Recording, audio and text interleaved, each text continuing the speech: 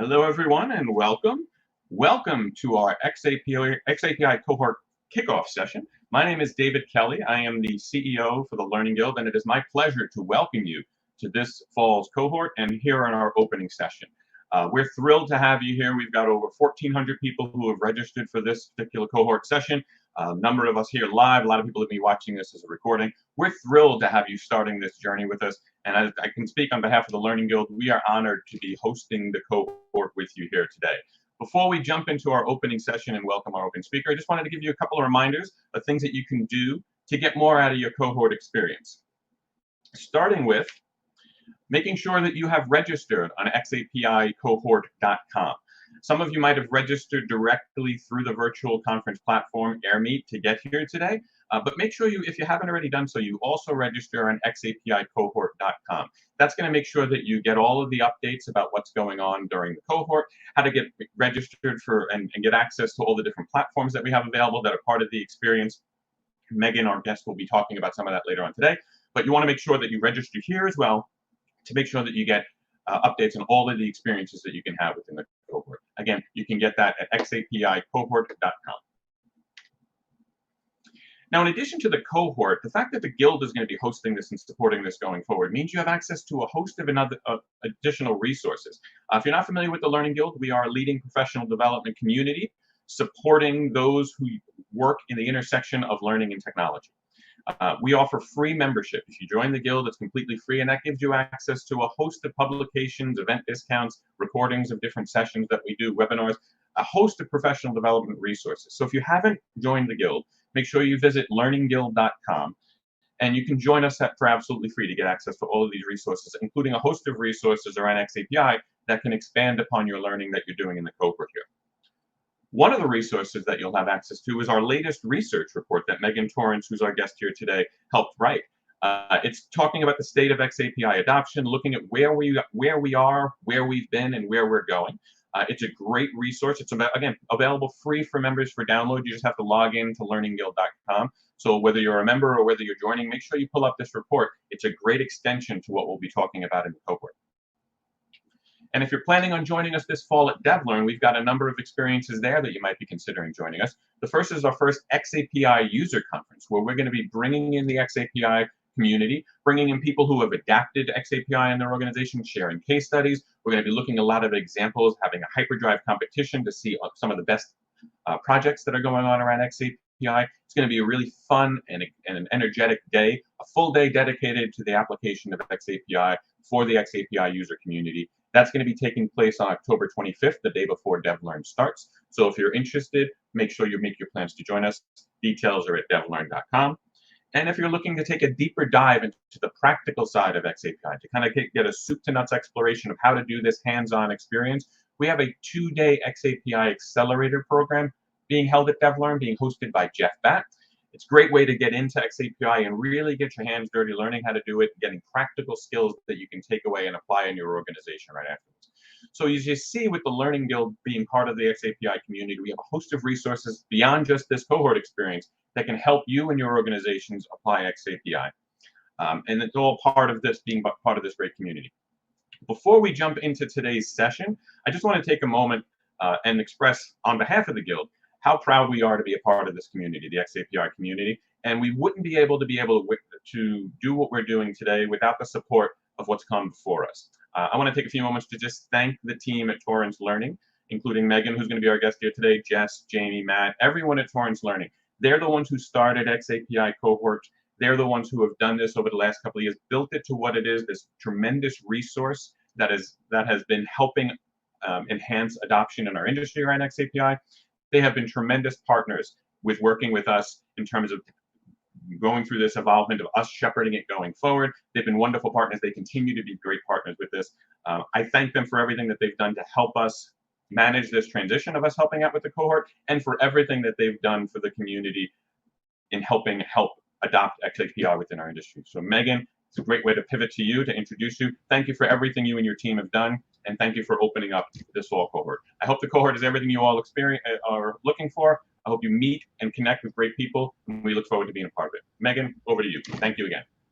David, thank you. And throughout the transition of cohort to the Learning Guild, so many people have said, well, is it going to be different, or how is it going to change, or is it going away? And I thought, the one thing I tell people over and over again is about the Guild's commitment to getting this right, and to continuing this really cherished community. So thank you so much. And I love the fact that cohort is bigger by an order of magnitude than it ever has been before.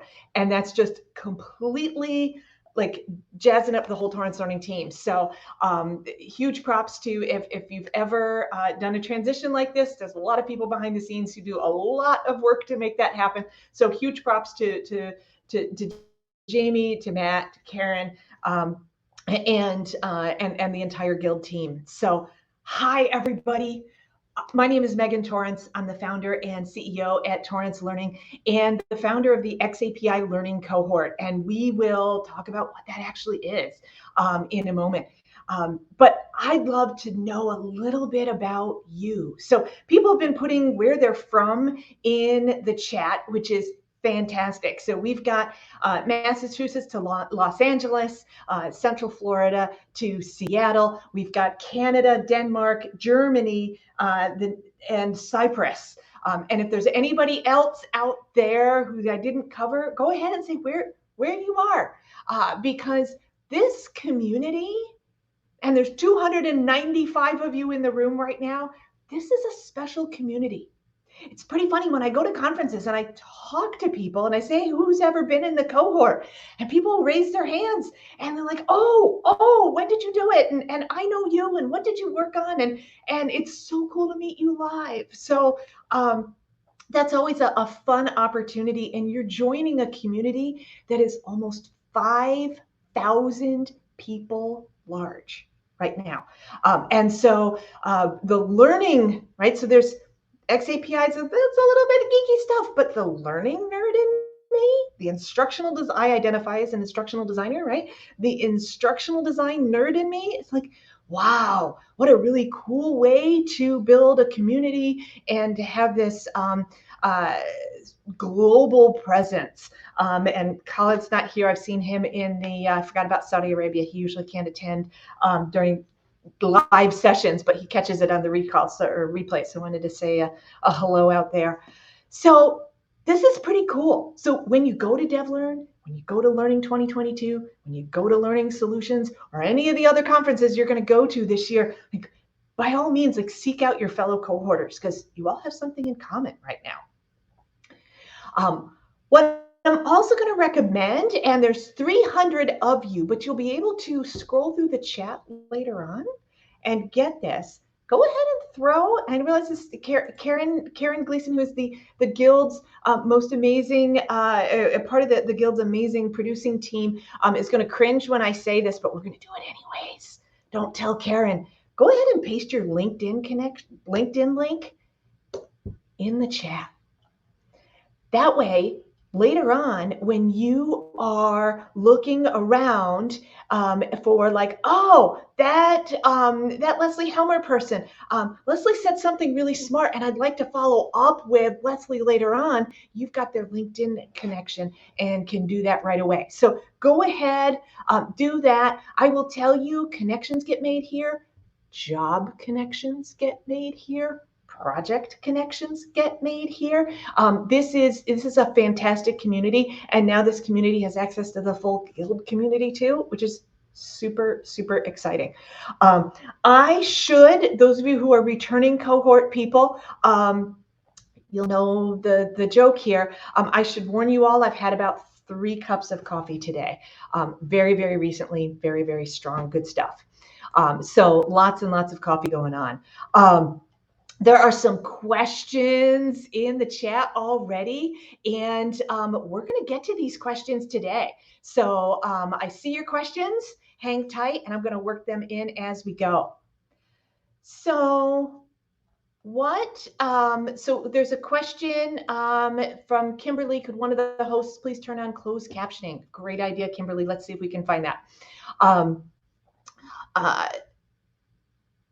welcome. So we've got where are we from? We've got your LinkedIn posts in there. If you are someone who has done the cohort in the past, will you please add that to the chat? So Erin Silvers, I see you out there, right? You've done the cohort, right? I see a few other people who've done the cohort. So if you've done a cohort, Liz Barron, right? I've done cohort how many times, right? My third cohort. Wow, Liz, it's like you were reading my mind, right? So if you've done cohort, now those of you who are new to cohort, take a look at this, because you'll find that people come back, and you have to sign up. Joanne, it's good to see you, right? 5, right? Matt Cleaver has done them all. That's 14 and now 15 for you, my friend. Martin Koob, right? So people come back to cohort over and over again. Those of you who are returning folks, make sure you go back to cohort, xapicohort.com and sign yourself back up, right? So that you're back on the mailing list. And you're getting all those recordings fresh in your box each week, along with, because it's not just recordings, along with all of the other good stuff that goes on in those messages. So, okay, so we've got where are you from? What's your LinkedIn? How many times have you done cohort? I think if you were to strike up a conversation with some of these folks who've done cohort multiple times, many of them just watched a few times and then dove in and did a project. And some people just dove right in and did a project. And we'll talk about what all of that means. So, and then to all of you, and my guess is that's many of you, most of you here, this is your first cohort. And so welcome to this fantastic community out here. So Joanne and everybody else, welcome. Let's talk about what it is you're getting yourself into, because this is something pretty cool. All right, so I like to, today, I'm going to spend some time talking about what is cohort, and then we're going to get to the important question, what is xAPI? So we'll get there. We'll get there, I promise. So let's talk about what is xAPI Learning Cohort. xAPI Learning Cohort is really a community-based active learning opportunity. There's about 5,000 people who've been doing this for quite a long time, and we've got a rich history.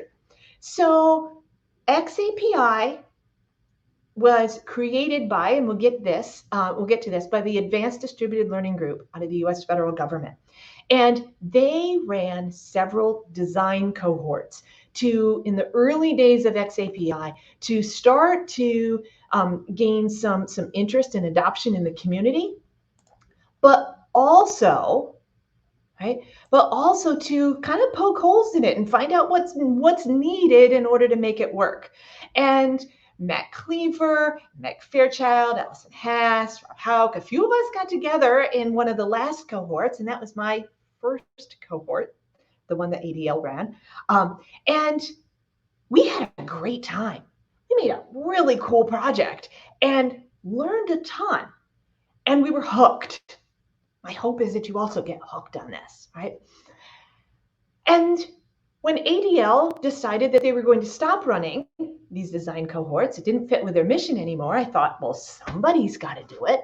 And so our team picked it up, and we ran cohorts 2 times a year until this past spring. And now we are handing this off to the Learning Guild. And I remember in the early days of xAPI, one of the things I said, like, there's a point at which first it's the creators who host it, right? So first it's it's ADL who's hosting cohort, right? And it's their idea.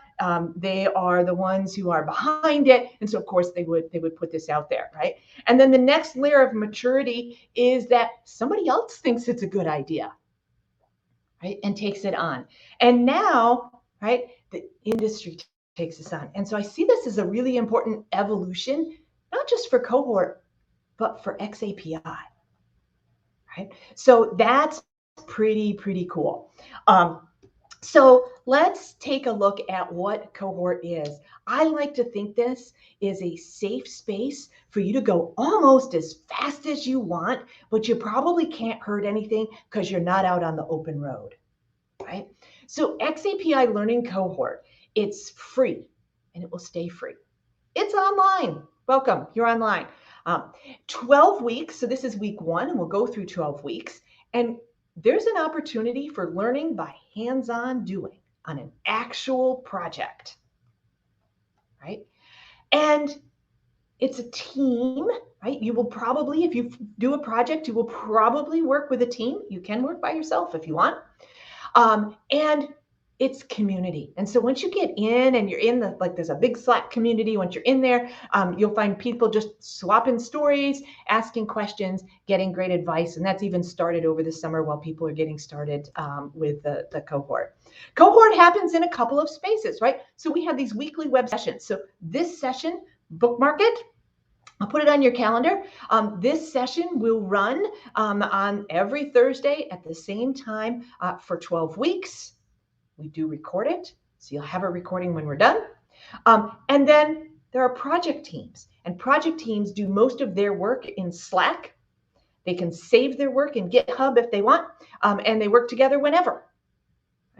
Whatever is meant. And then the Guild will send out a weekly email update with recordings, with additional information, often with a slide deck from speakers, which was a reminder to me, Karen, I need to get you my slide deck. Oh, I already gave you my slide deck. Never mind. And so you'll have all that. So even if you can't attend on the particular week, go ahead, tell your friends, sign up. Oh, you can always sign up, right? Sign up, and you'll be able to then keep on with that momentum. So what is the momentum? There's actually an arc. These weekly web sessions will start with what is xAPI? What can I do with it? How do I send data? How do I capture data? All of that. So we will get you all hooked up there, right? The next sessions then start talking about how do I actually implement it? How do I build and tune an ecosystem? You'll have topics on selecting software, what pieces of software do you need, how do you take care of your data? We actually have a very well-attended session on data ethics, right? That's really important. And analytics, right? What do I do with this data? Also important stuff, right? And then finally, we'll get to see it in action with case studies and with report outs from the teams who are doing cohort projects as we go. You'll actually get to see their demos. And in 12 weeks, are they beautiful pieces of custom built software that are ready to release in app stores everywhere near you? No, even better. They're half-baked projects that are full of learning and tries and starts and testing, and there'll be opportunities. Somebody throughout this cohort will say, hey, I've got a thing, I need data, can everybody just click this and test it? So all of that is a part of this, and you'll get to see that as well. And let's talk about these projects. So projects, and some of the questions coming in the Q&A, right? How do we get assigned to project teams, or do we pick them? How do we find a project? Scrolling through the questions here. So here's how projects work, right? You will have the opportunity to find a project and join it. You'll have the opportunity to you'll be able to have the opportunity to start a new project if you want to start and spike one yourself, or just watch a project, or lurk, as they may say, right? And learn as you go. Typically, people are learning about some form of technology at the same time they're also learning about xAPI. So we've had all sorts of projects. We've had projects, everything from what data can I get out of an escape room built in Articulate Storyline, to how do I compare the kinds of data I can get out of Storyline, Domino Flow, and Captivate, to I'm going to make a voice response quiz thing through Alexa and capture xAPI data out of it? Or what kinds of xAPI data can I get out of Zoom? How do I, well, Beverly trying to build an escape room and storyline right now, maybe you'll find some collaborators, right? How do I use geolocation and domino flow and xAPI data in order to provide literally geographic-based scavenger hunt-like learning, and what's the data I get out of that? So this is super cool. In order to do these projects, as you can imagine, let's say you're doing this, let's say you're working with Beverly and you're doing an Articulate storyline project. You'll need somebody on your team who knows storyline.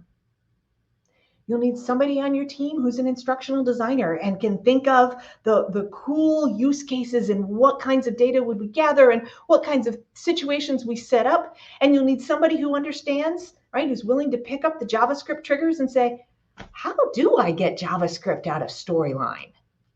And you'll need somebody to say, I think I can set up a learning record store and capture this data. And all of these people, and so you'll have some technical people come together, you'll have some instructional design people to come together, you'll have some instructional designers who decide, I'm going to learn the technology, for crying out loud, it's about time, and everything in between. And then you'll need somebody to test it, right? And so you'll just put it out to the whole cohort and you'll get a bunch of folks to test it. So there's lots and lots of ways in which to do this. Well, hello, Rachel, right? Escape games and leadership training. So Rachel, now let's wire those up with xAPI and get some really cool data there. Okay? So there's lots and lots of things. So if there's something you're interested in, go ahead and start a project team about it. If you see somebody start a project team about something you're interested in, go ahead and join. Now, some of you may be thinking, oh my gosh, that's a lot. Learning new software and xAPI and a weekly web session for 12 weeks. Holy cow, that's a lot. So yes, if you're in project mode, you may be putting in 4-8 hours a week. Right? You're working on the project, you're in the Slack channel, you're showing up to weekly web sessions and giving everybody the updates, right? And you're helping to do the work. That's a lot. It's a lot of learning. It's really powerful stuff. And I've seen a couple of you in the chat that I know you've put in that 4 to 8 hours a week that it might take to fully immerse on a project. And I know for a fact your skills have totally amped up, right? As a result of that. You may be in observer mode or lurker mode, right? You're in the Slack and you're watching things go by.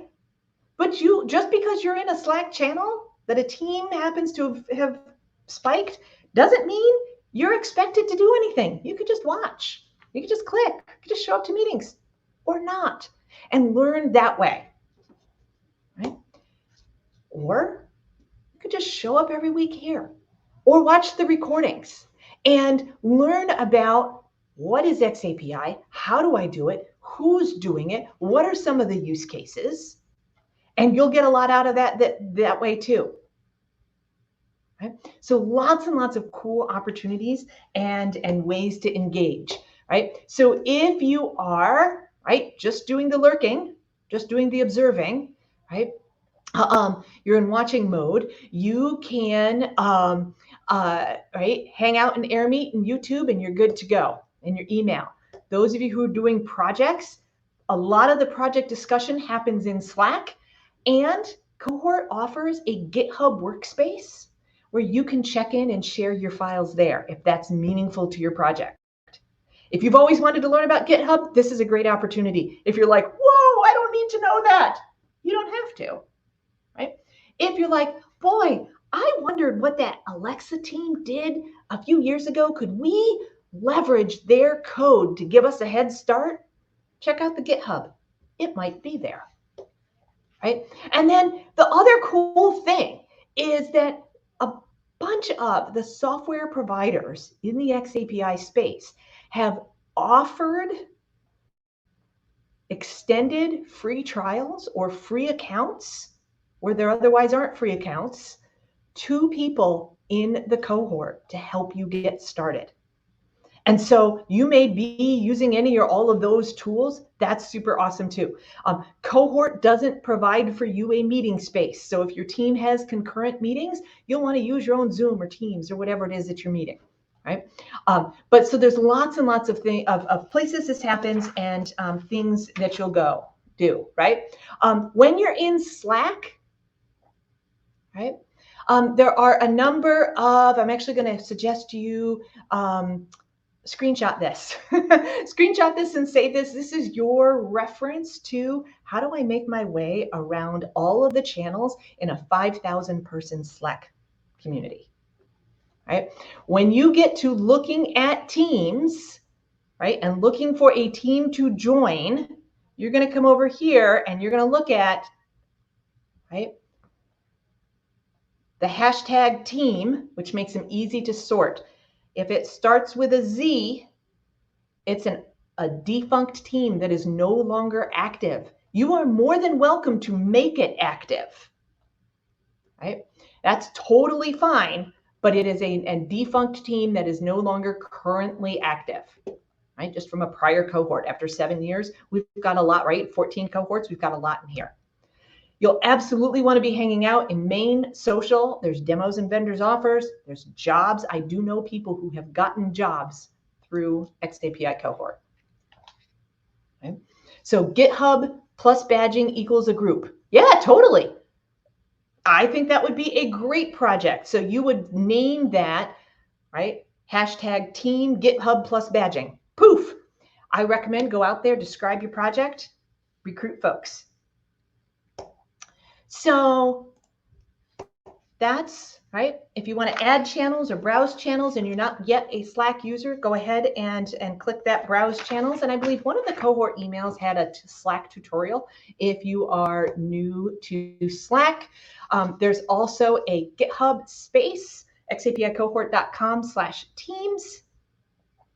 And you can use the request GitHub team access channel once you get there, okay, to ask for space. Let your team form first, and then you can get there. So this is my reminder of all the things I might have forgotten about what is cohort. Oh, it's never too late to join cohort. So someone who wants to start up in October absolutely can start in October. Just sign right up, send them the link. They can do that. So let me go through questions. Karen, you can answer questions as we go. Alejandra says, how do we get assigned to project teams or do we pick them? Just make up your own or pick one. No assigning. Oh, and by the way, there are no hurdles to entry. No one will quiz you about your skills before you come in, any of that. Abdullah asks, what skills are required to be an instructional designer?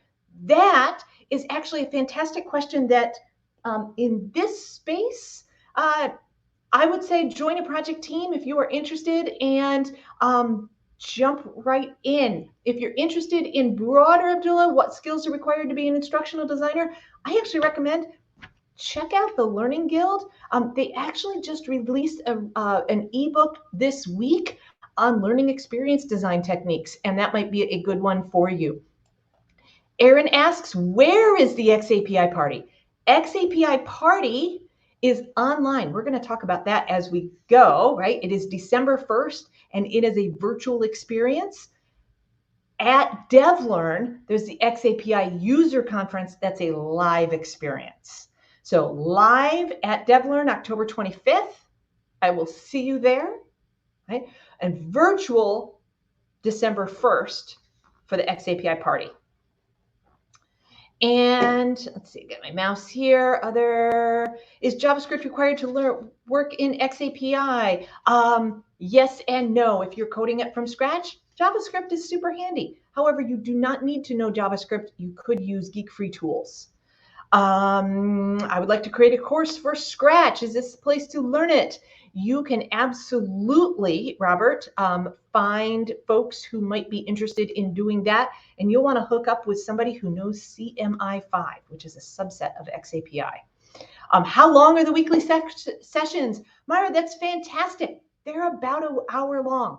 So my goal is to wrap this up in the next half an hour. Every week it will be about an hour long.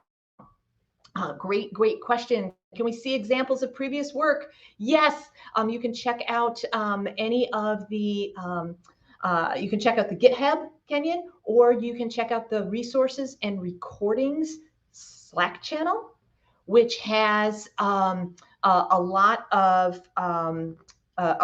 great recordings of people giving demos. Andrew's question, are the weekly topics the same as last cohort? They're going to vary a little bit. We try each time to have a similar set of topics because we found they're a useful set of topics, but a mix of speakers. So I believe, thanks Adam for the link info. I believe that I've answered all the questions that are in there for right now. So let's cover a couple of key points. There are a lot of ways to be absolutely okay with cohort. I talk real fast. Sometimes this gets technical for people, and sometimes people are a little bit unsure of their bearings right now, right? I want you to know this is a-okay. We've worked really, really hard to make cohort a welcoming, safe space to ask questions and learn, right? And so I want you to feel comfortable. And those of you who know a lot of things, your job is to make this a welcoming, safe space for newcomers to learn. So it's completely okay right now to not know anything about xAPI. It's also perfectly okay to know a lot about xAPI. And there's some people who do already know a lot about xAPI. It is absolutely okay to not know anything about software and coding, right? To finish the cohort and to still not know anything about software and coding, right? It's also completely okay to be an expert developer who's like, let me at it, right? And you're just looking for a project to work on in order to be useful, right? It is completely okay right now to have no idea what you want to work on. If you want to work on something, it's also totally okay to find a team and have an idea and try to recruit people for your group. And sometimes that just doesn't work out. Nobody else seems to think it's a great idea. And you can have a you can have a project team that forms and starts. You can form a project team late. You can do all sorts of things. You can also continue a project team from a prior cohort. And I know there are a few of you who have existing projects that you're planning on continuing to work, and you might have new team members here, right? It's also okay to not join a team at all. You can join all the Slack channels and not join a team. You can just watch the web sessions. You can start a project and not finish it, right? There's no way to not doing this okay, right? You can just be on the email in case you have time to do it. Okay, folks, there are a couple of things that are not okay here in cohort. All right, so let's talk about that.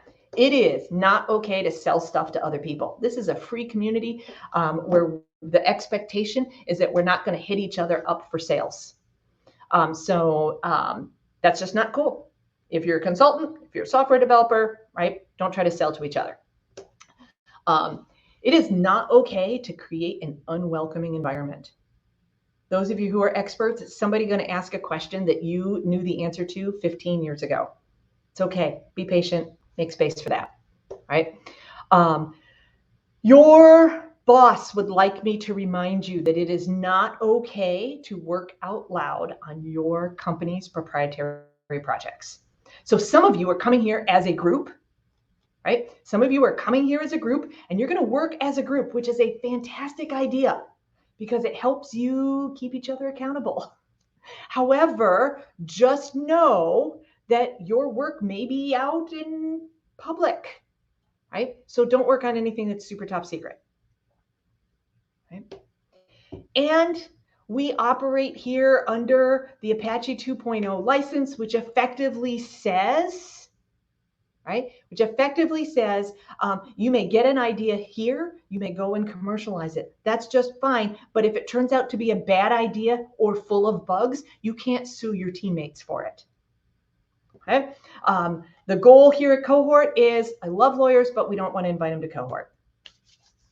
All right. Great questions. Lots of good conversation going on in the chat. David asks, I really have no idea about xAPI, so I'm hoping you're able to start at the absolute beginning. Like, what does xAPI stand for anyways? And that's where we're going right now. Great question. Great question. And David, you're probably not alone. Okay. So we are going to start at the very beginning, but I will also suggest that there are lots of ways out in the world to learn about xAPI and like actually how to do it. This is a great learning experience, but there's also other ways to supplement your learning as we go. So here's what I'd like to do. I'd like to know, where are you on your xAPI journey? So go ahead and enter in the chat which numbers you are. Okay.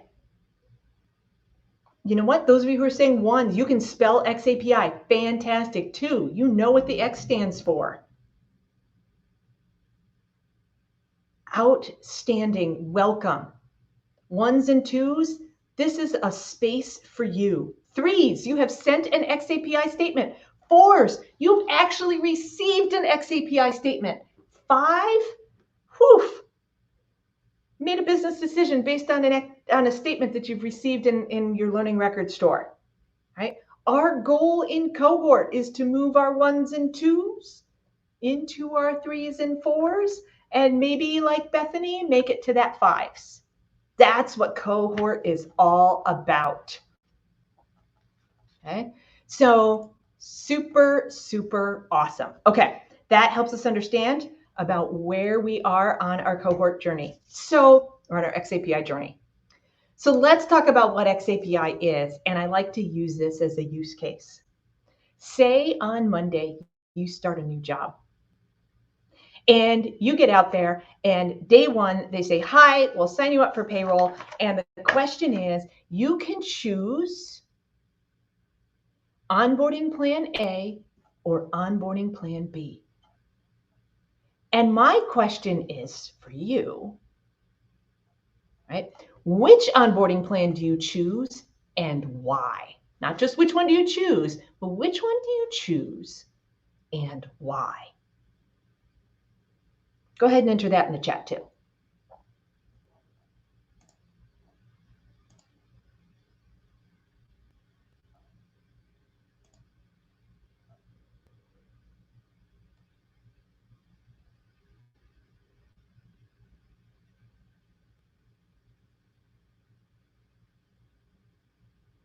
Okay.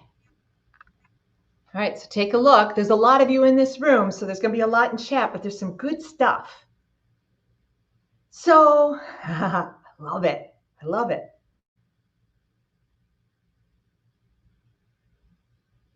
Okay, so people are selecting Plan B. It's hands-on. It's experiential. I'm away from my monitor. I can connect with other people. It's skills-based, right? It feels personalized and relevant. What? The stuff you take in your LMS isn't relevant to your job? Ha, ha, ha. Here's the thing. Plan A, you can do at scale. Plan A, if I have to manage and make sure that everybody gets a consistent experience and that I can track whether or not people have done it, Plan A, right? I can't track Plan B if I have 10,000 people a year that I'm hiring. I can track Plan A. Right? And don't get me wrong, and Martin just quoted me, thanks buddy, right? I love learning management systems. I got my start in this industry with learning management systems, but we also learn things away from the learning management system. And the learning management system doesn't know that, right? Greg, I love it. I want to run Plan B, but as an employee, I want to run Plan A, but as an employee, I want to take Plan B. Yes. Okay. So everybody, the promise of xAPI is that I can deliver Plan B and track it like I track Plan A. Okay, so onboarding plan A, I can put it in my LMS and I can keep track of it and I can tell you who is 78% complete. But plan B is what people want, right? And I know there's some remote learners and stuff like that, right? But from a data perspective, right? So here's the thing, right? The goal is to be able to get much more rich data out of our learning experiences than we're necessarily used to. So, okay, so everybody who was a number one, my number ones, this is your moment. xAPI, X stands for experience, right? And so that it's not just the learning, Danielle, yes, now you're a two, right? So the X stands for experience. Now that you, right, it's not the learning API, it's the X API. And it's not just because X sounds cool, it's because we're talking about experience, which could be learning, but it could be practice, could be on the job performance. Right?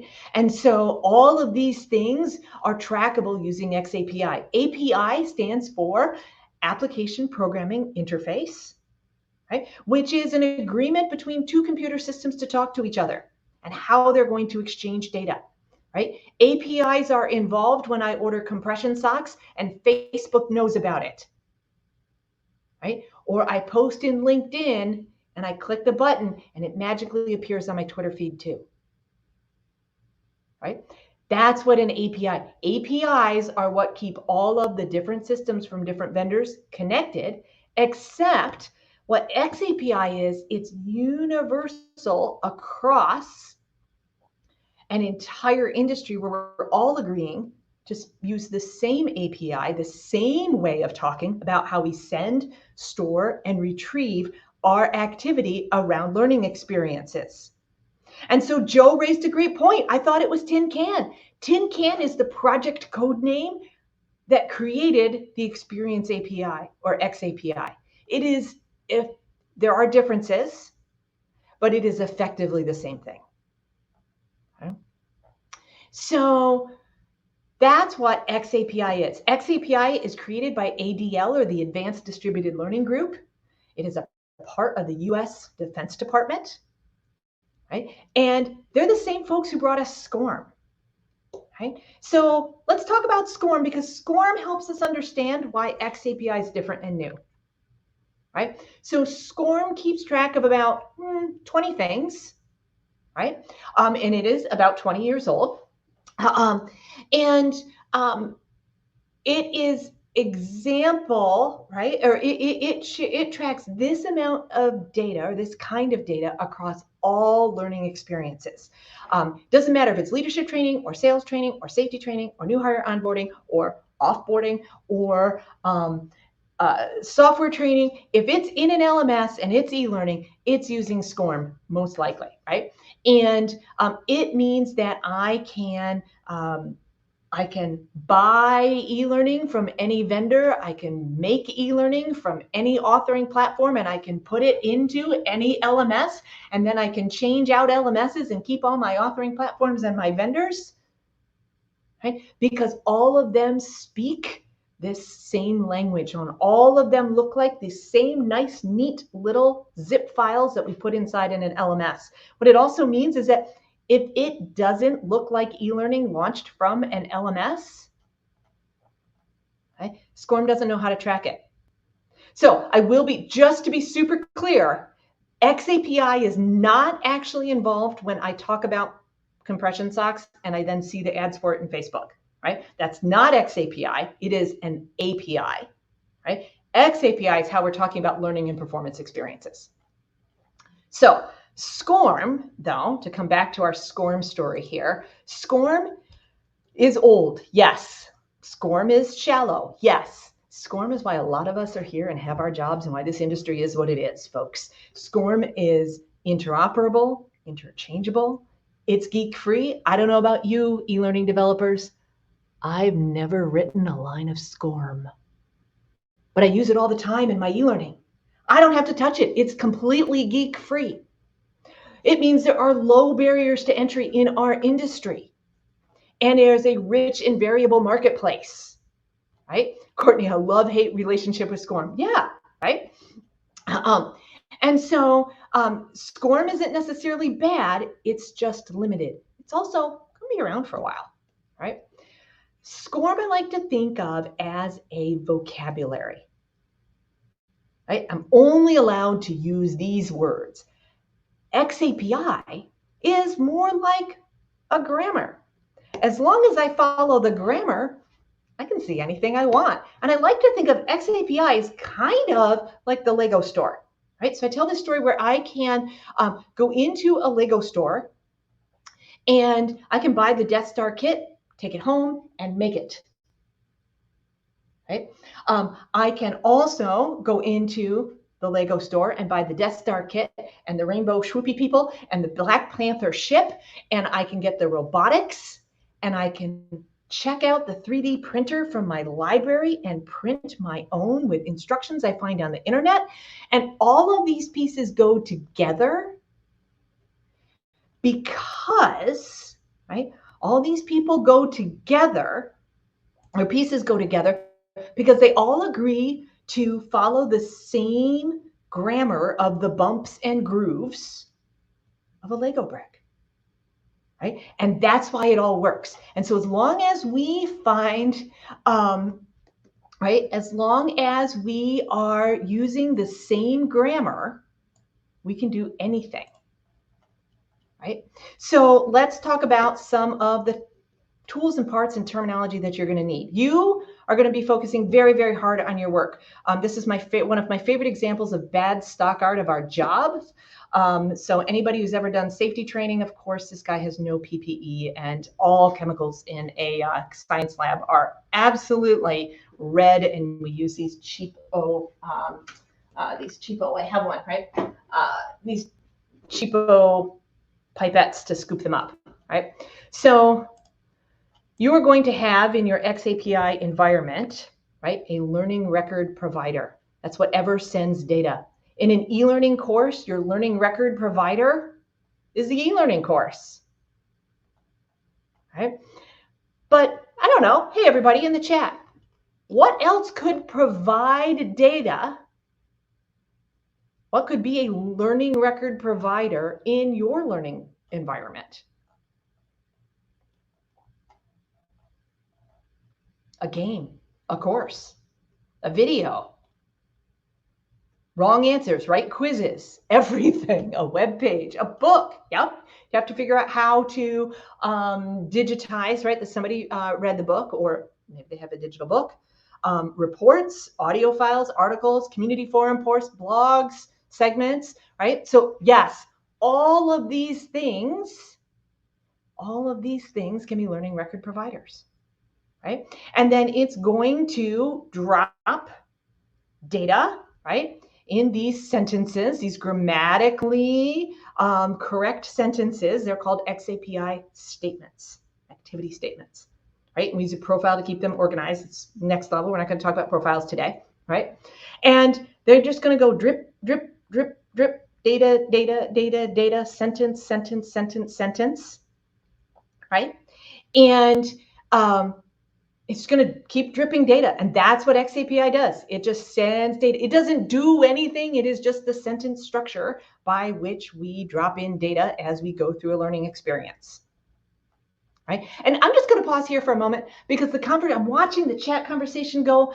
And folks, this is what Cohort is all about. You will see fantastic experts who've been doing amazing things with xAPI who are going to teach you fantastic things in the next 12 weeks. But I want you to remember that the community has many of the answers too. The community has lots of experts. So go ahead and ask, and the community will be answering these. It's why I don't have to answer all these questions. This is fantastic. So welcome to this space. Now, this guy is drip, drip, drip, drip, dripping in data. And some people ask, do I need a learning record store? A learning record store is the official database of xAPI. It's what you put all the data into. And some people have said, do I need really a learning record store in order to do xAPI? Well, imagine what happens if this guy doesn't have a beaker, right? If this guy doesn't have a beaker, all of his little red Kool-Aid liquid goes all over the floor. It makes a big mess and he can't gather it up into something meaningful to do something with it. Right? So yes, you need the beaker. Here's the other cool thing about the beaker. He can take the pipette and stick it in. Not only is he dripping data in, but he can stick the pipette in and he can pull data out. I'm gonna be careful so I don't get my laptop all wet, right? He can pull data out and use it somewhere else. So think about all those courses that you've ever built where you collect information from somebody, but then you can't use that information in the next e-learning course. So Dawn, you would not necessarily need both an LRS and a data warehouse. Okay. But stay tuned because in about week 3 or 4, you're actually going to have the opportunity to talk about all of the different pieces and parts of that you'll need for xAPI and how to pull that together into your ecosystem, right? And then you're going to have other data. Right? You've got old SCORM data, you've got data from other business systems that you don't use xAPI, you have lots and lots of things. So you're going to get a beaker full of data that's going to look like this, right? So take a look here. I like to ask questions that have multiple right answers. So my question to you is, what do you notice about this simulated set of data? What do you notice about this simulated set of data? Verb, verb, verb, verb, verb, verb. Yep, there's lots of verbs. There's lots of verbs. James, there's entire dictionaries of verbs. We call them profiles. And you're going to want to be really careful about which verbs you pick. Person, verb, focus. Yep, so we call it actor, verb, object. Yep. And everything has to have a subject, verb, and an object. Yes, this is your high school English teacher's dream come true. Only some of them have results in context, Gabrielle. Absolutely. And you know what? That's where the interesting part is. That's a lot of stuff. Kaylee says, yes, you can add a lot of detail. Oh, the part your high school English teacher doesn't like is that you can have fantastically long run-on sentences. Lots of stuff in all sorts of different kinds of data. Oh, Alicia, thank you. Right? You can get lots of granularity. And heck, I could even run a report to find out what's going on with instructor Tim. Why are all of his students just so amazing? And vice versa. Ooh, Joe, good one, right? First half could be maybe SCORM. Second half, not so much. You're going to get a complete. Woohoo, right? Which is important sometimes, right? But is rating an event a completion event? I don't know, right? So there's lots and lots of stuff. There's lots and lots of stuff and lots of right answers. xAPI actually looks like this. Instructional designers, don't freak out, right? So somebody asked about the JavaScript. This is what it looks like. So the other thing is, none of this looks like code. xAPI has a human readable format that is pretty cool, right? And so sometimes, right? Sometimes I want the detail and sometimes I want the human readable. Charlotte says these look like they were output by different tools. Oh my gosh, Charlotte, great point. A lot of these activities didn't happen in the LMS, right? A lot of these didn't happen in the LMS. Now, talking about freaking out, if you're like me, right? Very early on in my xAPI experience, I got super excited, right, about tracking all of the things. It is very, very possible to generate a lot of data very, very fast, right? And so you'll want to, and your first projects, you know what, generate all the data. Go ahead and do it. Over time, you'll be honing and pairing and gathering the things that make sense together. And I'll also suggest as you work on your cohort projects over the next 12 weeks that you are cautious about the privacy of the data that you gather. So One of the questions I get is this xAPI thing ready for prime time? And it is absolutely ready for prime time. David mentioned the Learning Guild research report. Maybe Karen, could you put the link to the Learning Guild research report in the chat in case people join late and want to grab that too? And so that research report talks about, has this and more. There are, right, if you are here, actually, if you're here in cohort, you are experimenting. Actually, some of you, folks in cohort tend to be here, right? 45% of the people we surveyed are interested but not using xAPI yet. Most of them said that they see themselves adopting xAPI in the next 3 years. This is where it's happening, folks, right? People who adopt xAPI have generally attended cohort. They're learning through experimenting. They're creating prototypes. They're doing all sorts of super, super fun things. And it is a growing community. And we have 1,400 and change signed up already. The slide is a little bit dated, right? When I watch people take how does an organization approach their xAPI endeavor, right? If I were to say, what's the roadmap for my organization using xAPI? Most of you are here. Cohort is a fantastic place to prototype and say, hey, boss, look what I made, right? And if we can do this for free and cheap in a cohort, what can we do in a real life pilot project? And can we go ahead and do this?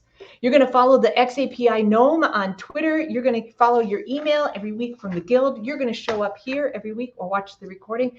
You're going to get out there and you're going to make something really, really cool. So there's so much going on with xAPI. There's so much going on with xAPI Cohort. I'm super stoked to have you here. I'm going to look at some questions. There are all sorts of questions. Abigail's question, do any folks use xAPI for onboarding KPIs? Absolutely. And it sounds like a great project.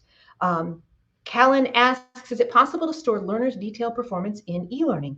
Yes, absolutely, in incredibly granular detail. And next week's session is going to talk about how do I get xAPI data out of an e-learning experience, and you'll learn how to do that. So absolutely there. Do attendees receive any badges or certificates? I don't know, Dave. That sounds like a fantastic cohort project, which would be to make an xAPI open badge and figure out what are the components for completing, right? You'll have to define completion and what is badge worthy and go for it. Our LMS prioritizes SCORM over Tin Can or xAPI. Many of them will. Will this limit our ability to use xAPI in cohort, or do we have to switch to Tin Can format when publishing? Raymond, that is a question for next week, or I'm going to suggest ask that in the cohort chat. You're going to get a lot of really cool answers there. And a lot of folks who've done this. Cheryl asks, LMS versus LRS. Ooh, good question. Stay tuned for week 3 where we actually cover that in particular. The quick answer, Cheryl, is this. A learning management system, an LMS, manages learning. It knows who is supposed to take what and whether or not they did. Think about it as my beaker. This is not a beaker, this is a glass. This only knows what did happen. It does not know what is supposed to happen. Okay? My learning management system knows what is supposed to happen. It also hosts all my courses and schedules people and does a lot of really useful things. My learning record store just receives and gives back data. That's it. It doesn't know who's supposed to send it data, and it doesn't follow up and pester you when you don't send it data. Great questions, everybody. We already have ideas for projects. We already have connections being made. And remind me how many cups of coffee Megan has already had today. 3 very strong ones. So Charlotte's questions, what are the biggest reasons for non-adoption? Check out the research report. There are some absolute reasons in there. And one of them is that people don't know that they can get better than SCORM. Everyone, Thank you. Thank you for joining us here today. Learning Guild, thank you for shepherding this community and taking it forward. Thank you for the time and your answers and your enthusiasm. Go out there, make something cool, meet some friends, and welcome to Cohort. We're glad you're here.